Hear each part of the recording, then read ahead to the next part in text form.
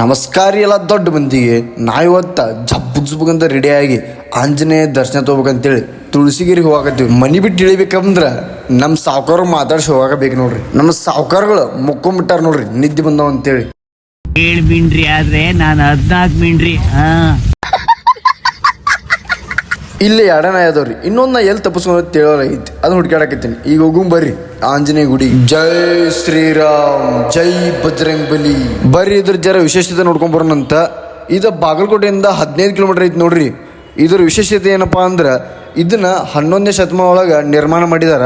ಮತ್ತು ಈ ಆಂಜನೇಯ ಮೂರ್ತಿ ಐತಿಲ್ರಿ, ಇದು ಸೇಮ್ ಇದ್ರ ಮೂರ್ತಿ ಸೇಮ್ ತಿರುಪತಿ ತಿಮ್ಮಪ್ಪನ ಅವತಾರ ಅಂತಾನು ಕರೀತಾರೆ ನೋಡ್ರಿ. ಮತ್ತು ಈ ಮೂರ್ತಿ 6 ಅಡಿ ಐತಂತ ನೋಡ್ರಿ. ಹಂಗ ತುಳಸಿಗೇರಿಯಿಂದ ನನ್ನ ನೋಡಿ ಯಾರು ನೋಡಾಕತ್ತೀರಿ, ಹಂಗ ಕಮೆಂಟ್ ಹಾಕ್ಬಿಟ್ರೆ ಒಂದು ನಮ್ಮೂರು ಬೈ ಅಂತೇಳಿ.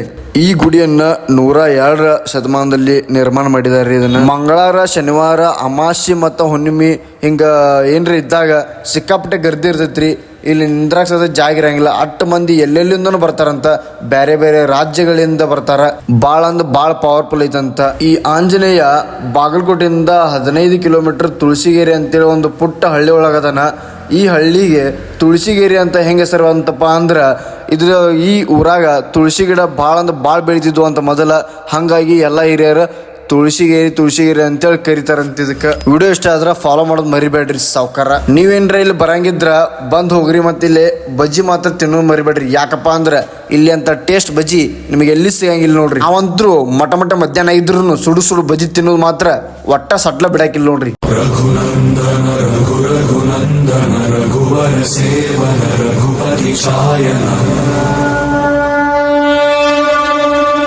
ಶತಯೋಜನ ಶತಯೋಜನ ಶರಧಿ ನಿಯೋಜನ ಶರ ಪರಿಲಂಘನ.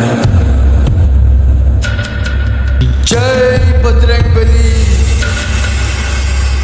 ರಘುನಂದನ ರಘುನಂದನ ರಘುವರ ಸೇವನ ರಘುಪತಿ ಶಾಯನ.